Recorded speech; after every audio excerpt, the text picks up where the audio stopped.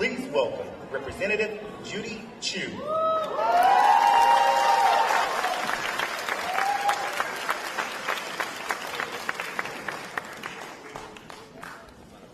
I'm Congressmember Judy Chu.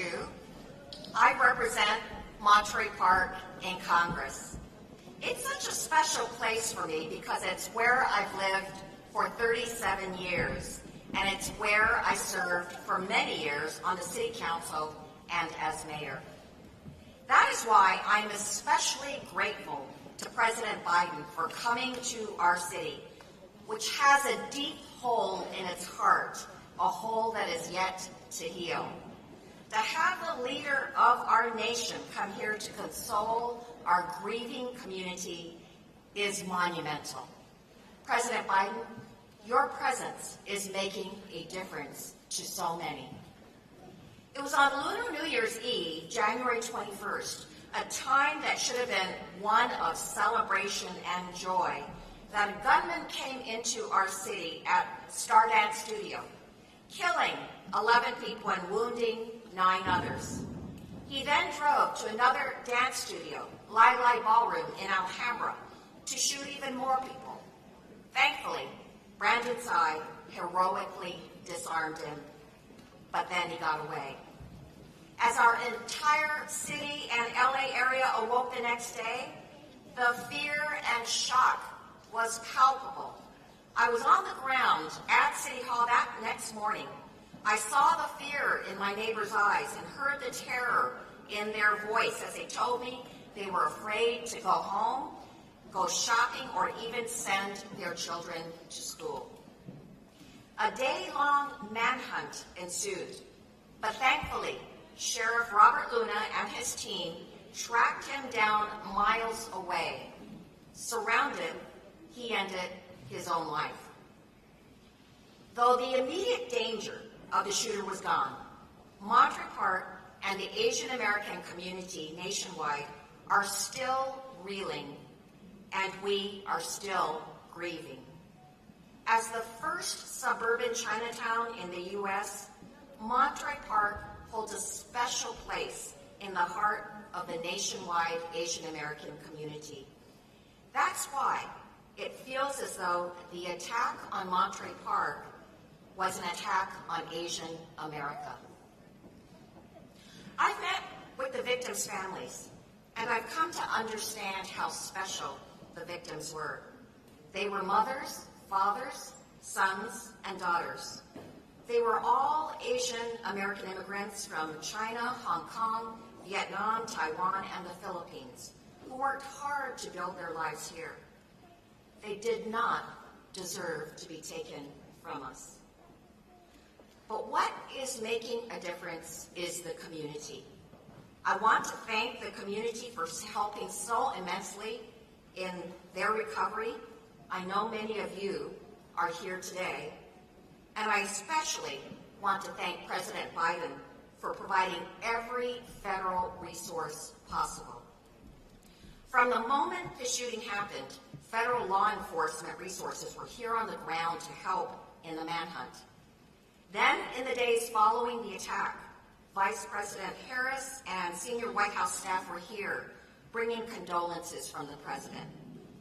Health and Human Services Secretary Javier Becerra visited here to discuss our recovery and found that though FEMA, or the Federal Emergency Management Agency, coordinates responses in a natural disaster, there is no such coordinated response after a mass shooting, resulting in much confusion and frustration. And then, Administrator Isabel Guzman Castillas of the Small Business Administration visited the small businesses near the shooting site to offer resources. We also know this. This shooter had a semi-automatic pistol with a high-capacity magazine that allowed him to shoot 42 rounds in a matter of minutes. He should never have had a weapon that was made for war, nor should the shooters in Half Moon Bay, Buffalo, Uvalde, and countless other places. This carnage must end. Yes.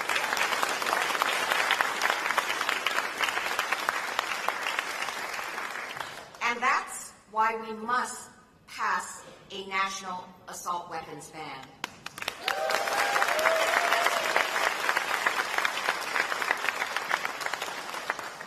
We also know this shooter was deteriorating mentally, having gone to the police to complain of his family poisoning him. Our red flag law could have enabled someone to have his guns removed, but I doubt that our immigrant community knows about it. So multilingual outreach is needed about this law to all our communities. So President Biden, thank you for meeting with the victims' families as well as the wounded and consoling them. Thank you for being with us today in an ultimate act of healing. Thank you for letting us know that we are not alone. And thank you for continuing to raise your voice for an assault weapons ban in this country, as well as for measures in your gun violence executive order, especially with regard to enhanced red flag implementation and a coordinated FEMA response to mass shootings. We need this so that no other community has to go through what we've gone through. Thank you.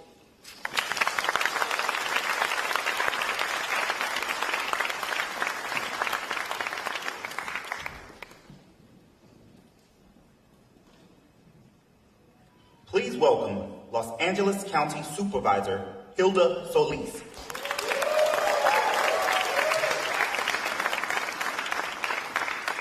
Good afternoon, everyone, and buenas tardes. I'm Supervisor Hilda L. Solis, and I represent the 1st District on the LA County Board of Supervisors. And I'd like to start, first of all, by welcoming President Biden to Los Angeles County, especially to Monterey Park, a city with over 60,000 residents who I am honored also to serve and represent. Thank you so much for being here, the epicenter of a tragic mass shooting. Yes, but, Mr. President, this is also an epicenter of hope and resilience. Here in Los Angeles County, I am honored to have 4 other colleagues sitting on a historic all-women board who, by the way, are all strong gun safety advocates just like myself. Just this year alone, we have unanimously passed 5 gun safety motions, including one you might be familiar with, Mr. President. You and Senator Feinstein put forward 2 bills to ban military-style weapons and high-capacity magazines, in addition to raising the age from 18 to 23 years of age to purchase them. And last month alone, I authored a motion that passed unanimously to support Senator Feinstein's reissuance of these 2 bills. Senate Bill 25 to ban assault weapons and high-capacity magazines, and Senate Bill 14 to raise the age from 18 to 21 to purchase assault weapons. Mr. President, you are exemplifying what we need: strong leadership on all levels of government, to be brave, to be courageous, and to stand with victims and survivors against gun violence. I refuse to believe that thoughts and prayers are going to somehow protect our children and lift our country out of this gun crisis. Your issuance of an executive order on gun control today is a perfect example of what is needed precisely here in America. Every day, we use the authority we have at the Board of Supervisors to keep our 10 million residents safe from gun-related violence, and to support the work of other brave colleagues that you're going to hear from, and you've already heard from our Congresswoman, you'll hear from our U.S. Senator, but you'll also hear from our President. And next Tuesday's meeting at the LA County Board of Supervisors, I will be putting forward a motion to support President Biden's executive order. Mr. President,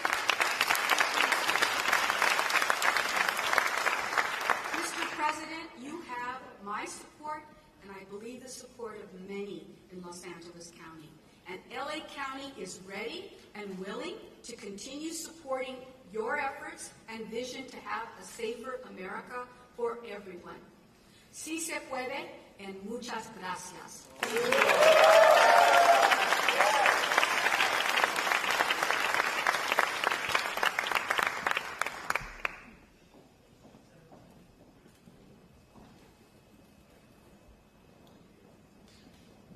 Please welcome Senator Alex Padilla.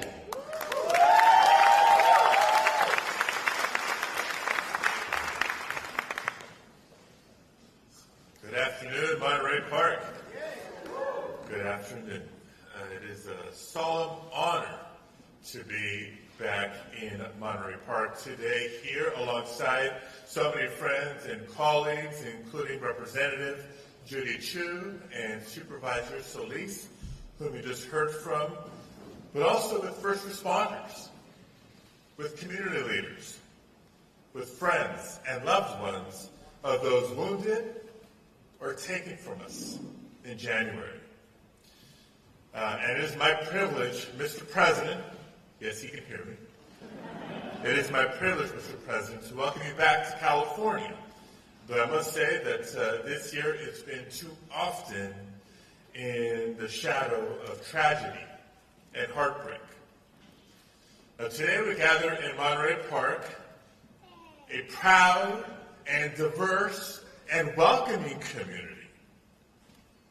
2 months ago, it was here that families gathered to celebrate with good food and lively music on the eve of Lunar New Year, and eagerly awaited calls from loved ones wishing them good fortune in the new year.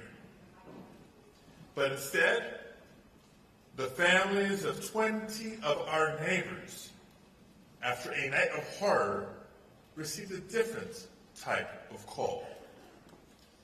That night, as we know, a lone gunman entered the Star Ballroom and claimed 11 lives while injuring 9 others, taking from us parents and grandparents, and making our AAPI community in particular live in even more fear for their lives.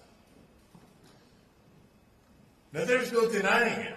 We have a gun violence epidemic in America.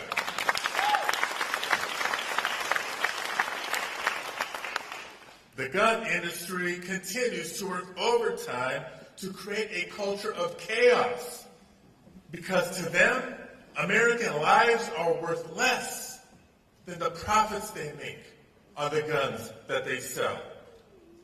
But last year, under President Biden's leadership, Congress broke the stranglehold of the gun lobby when we passed meaningful gun safety legislation for the first time in nearly 3 decades.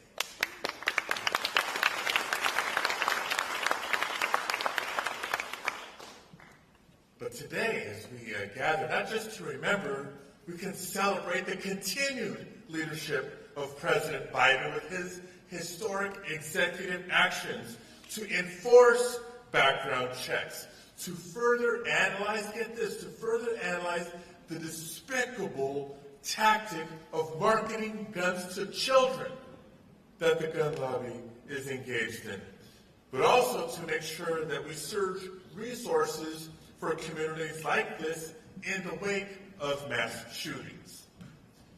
Despite the good that these executive orders will bring, as we all know, there will still be more work to do.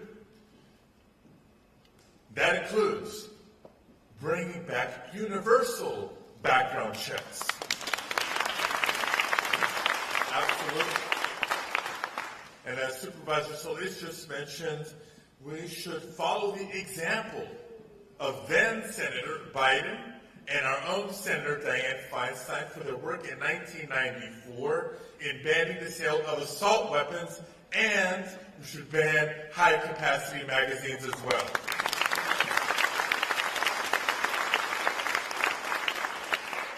Now, we don't just remind ourselves of these proven policies lightly. We know the work that we have cut out for us. So we are very clear-eyed in knowing the opposition that we continue to encounter from Republican members in Congress who stand in the way of these common sense gun safety measures. And it would be easy, as we have in trauma after tragedy after trauma after tragedy after so many years, to feel hopeless. But if ever the United States of America needed to find a source of strength, it is found right here in the community of Monterey Park, California.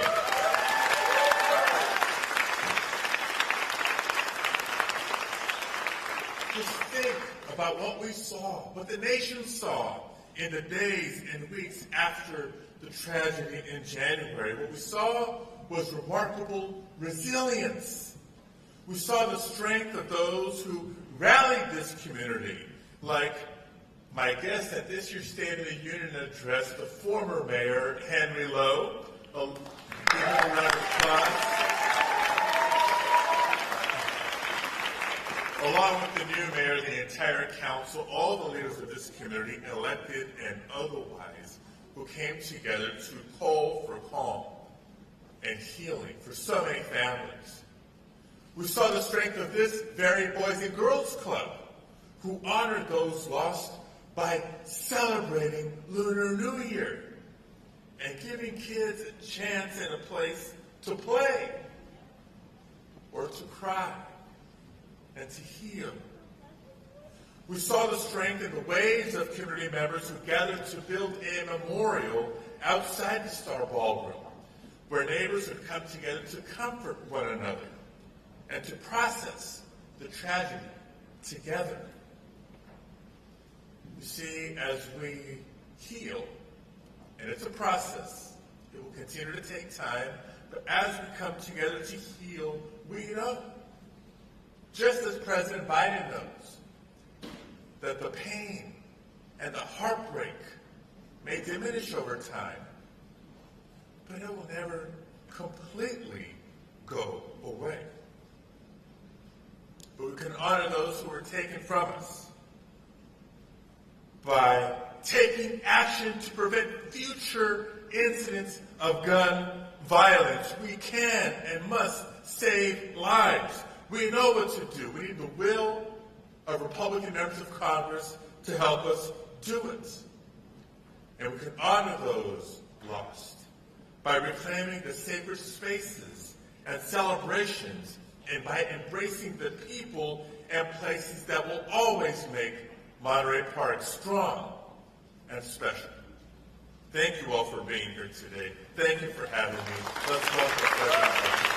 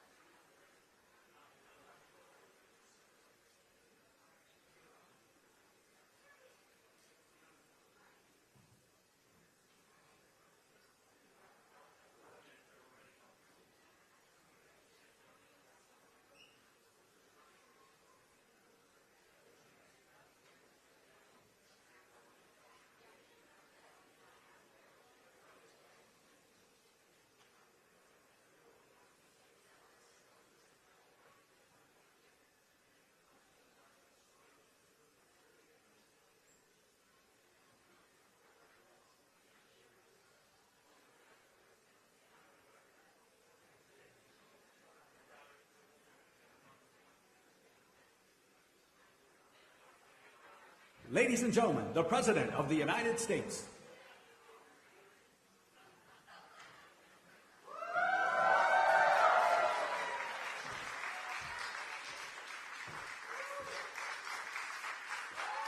Good afternoon. Thank you. Thank you. Please have a seat if you have one.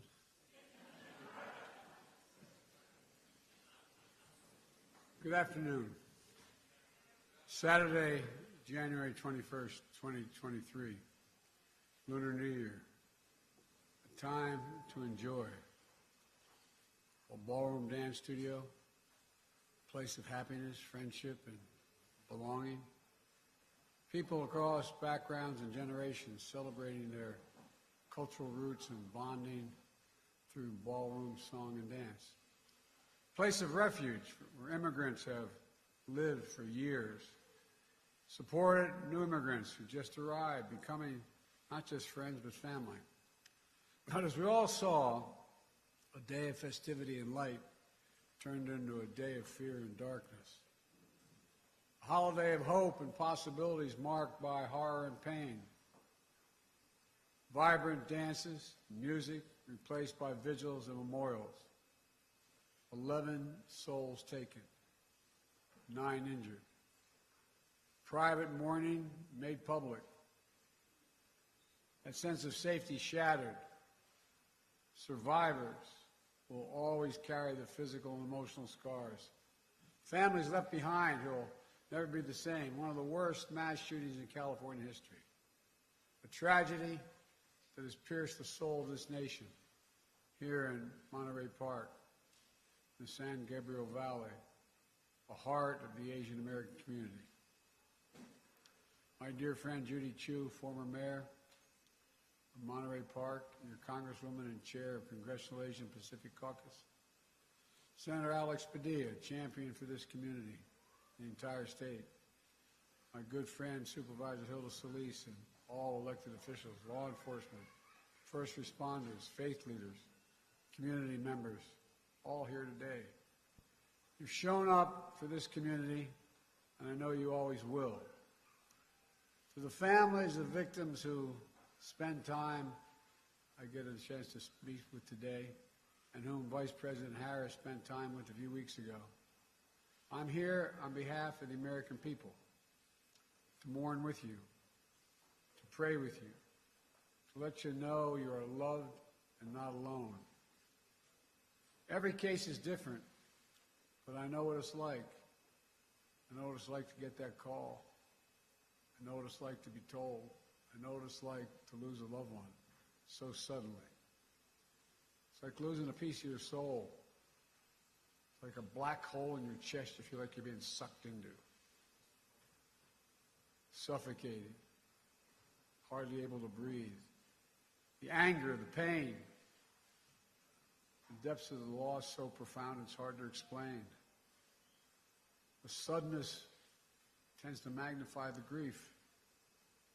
As time passes, the shock and numbness slowly make way for the sobering reality of their absence. An empty chair at the dinner table, the birthdays, the anniversaries, the holidays, without them. Everyday things, small things, the detail you miss the most. The scent when you open that closet door. The park you go by that you used to stroll in. The morning tea you shared together. The bend of his smile. The perfect pitch of her laugh. As Judy shared with me, this is a tight-knit community with intergenerational households and deep reverence and respect for its elders. A community that's opened its heart and its homes to friends and neighbors and stood strong throughout the pandemic as anti-Asian hate crimes rose. A community that in the face of horrific tragedy has become a symbol of hope and resilience. Pushing forward together, healing together, people from all faiths and backgrounds rallying to show their love and support, raising money for funeral costs and memorials, providing counseling, and translation services to the victims' families, providing and proving that even with heavy hearts, we have unbreakable spirits. As a nation, remember them. Immigrants from China, the Philippines, Vietnam, Taiwan, all of whom found a home in America. Mr. Ma, age 72, a pillar of the community, a beloved manager and dance instructor at Star Ballroom.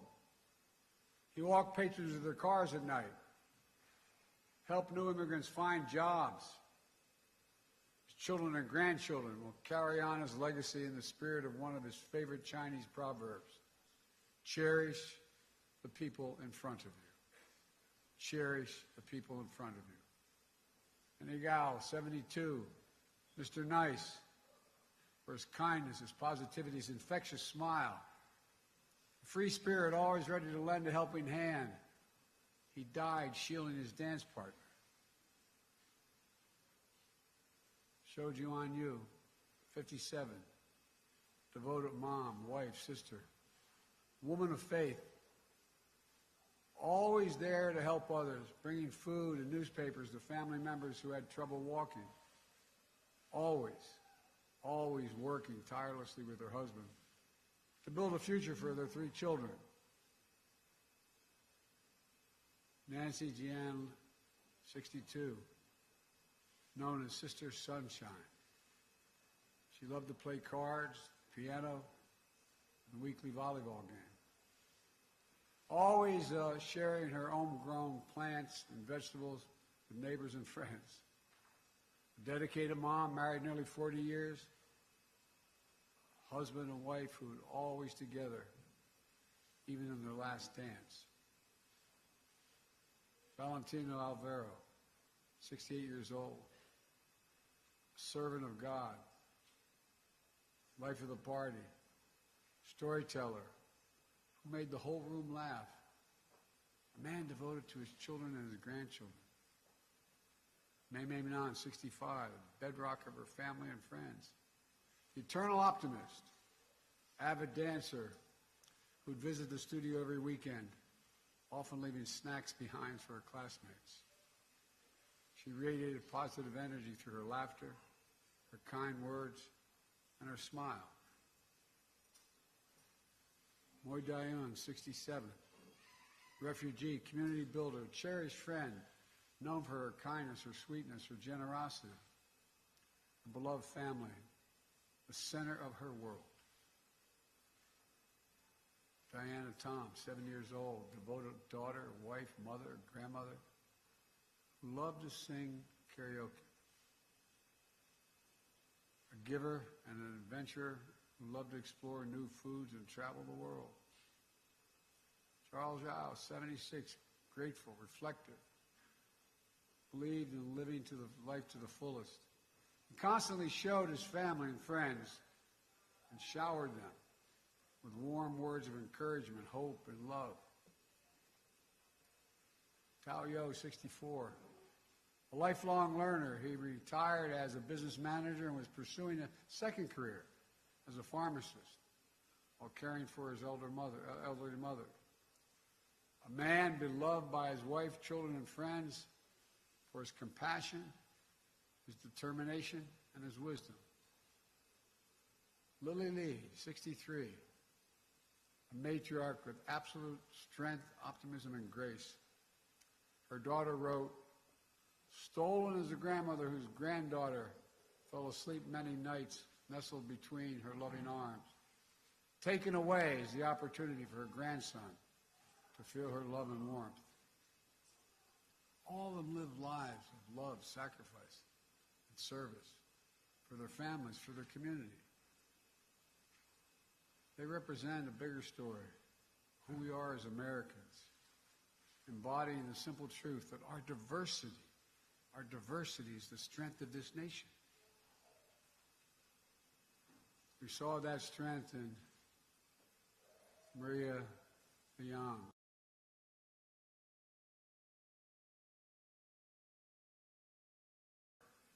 Into creating a warm, welcome space seniors.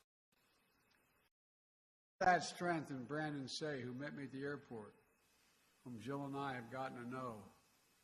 20 minutes after the rampage at Star Ballroom, Brandon saw the same shooter walk into his family's own dance studio, just 2 miles away, pointing a gun at him. In an instant, he found the courage to act and wrestle a semi-automatic firearm away. Brandon saved lives. He protected the community. At Half Moon Bay, just 2 days later, and they got it.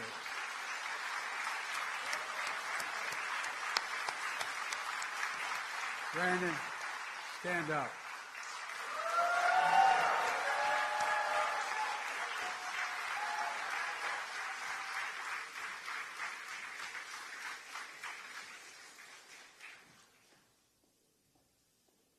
Half Moon Bay, just 2 days later, we saw heroism from police officers, firefighters, and other first responders who rushed into the danger to save lives. As many of you know, Jill and I invited Brandon as our guest at the State of the Union message because we wanted the country to know all of you, not just Brandon, all of you, the character of this community, the faith you have in this community, the pride we see it in you across all of American life. Just this week, a film about resilience and power of the Asian American immigrant family made history at the Oscars.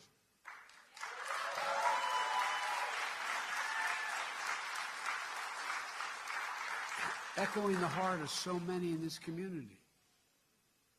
We also hear a message we've heard too often, including 2 years ago this week, after the spa shooting in the Atlanta area. Enough. Do something. We remember and mourn today, but I'm here with you today to act. Last year, after the mass shooting in Buffalo, New York, and Uvalde, Texas, I signed into law, after being both places, a bipartisan Safer Communities Act, most significant gun safety law in almost 30 years. That was in addition to me signing more executive actions to reduce gun violence than any of my predecessors at this point in their presidencies. Today, I'm announcing another executive order that will accelerate and intensify this work to save more lives more quickly. First, this executive order helps keep firearms out of dangerous hands, as I continue to call on Congress to require background checks for all firearm sales.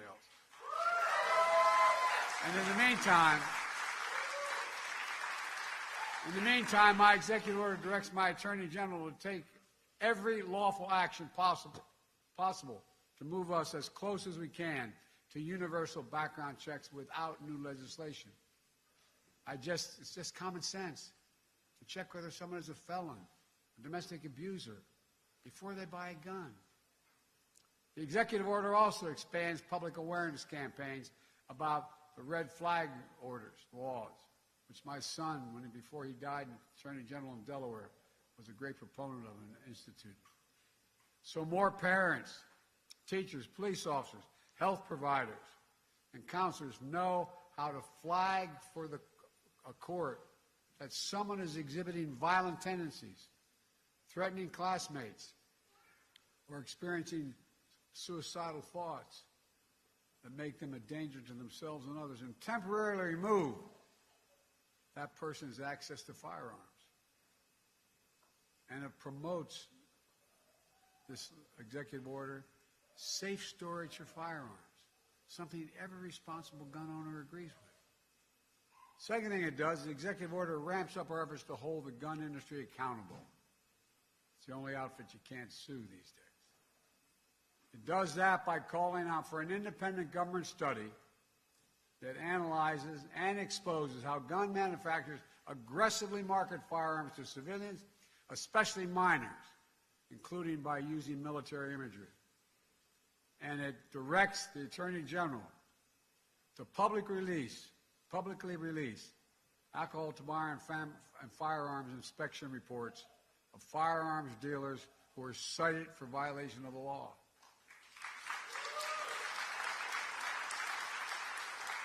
That way, policymakers can strengthen laws to crack down on those illegal gun dealers, and the public can avoid purchasing from them.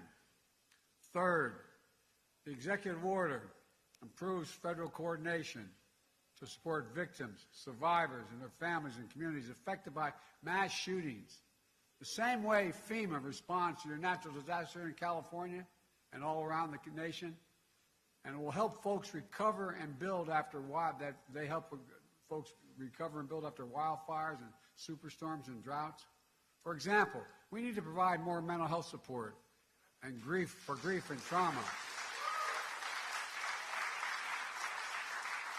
and more financial assistance when a family loses the sole breadwinner or when a small business shuts down due to a lengthy shooting investigation. There's more in this executive order, but I'm not stopping there. Last week I laid out in my budget that we invest more in safer communities and expand access to mental health services for those affected by gun violence. Congressional Republicans should pass my budget instead of calling for cuts in these services or defunding the police or abolishing the FBI, as we hear from our MAGA Republican friends. But let's be clear.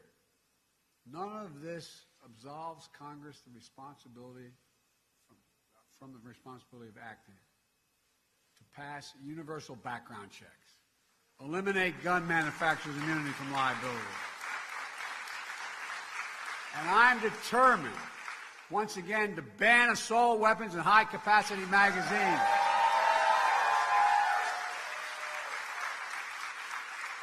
I led that fight to ban them in 1994.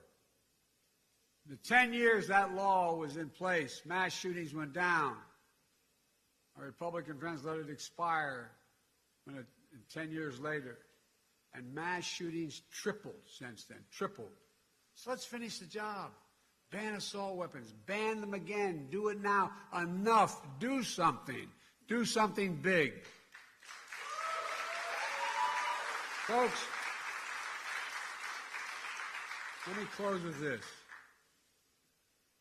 Scripture says, the Lord is near to the brokenhearted and saves the crushed in spirit. A lot of us have been there. As we gather here today, I know your hearts are broken, but I know your spirits are strong. And as you remember and heal, I know the light of your loved one is once again going to lead you forward.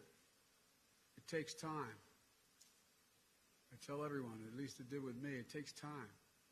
But I promise you, the day will come when the memory of your loved one brings a smile to your lips before it brings a tear to your eye.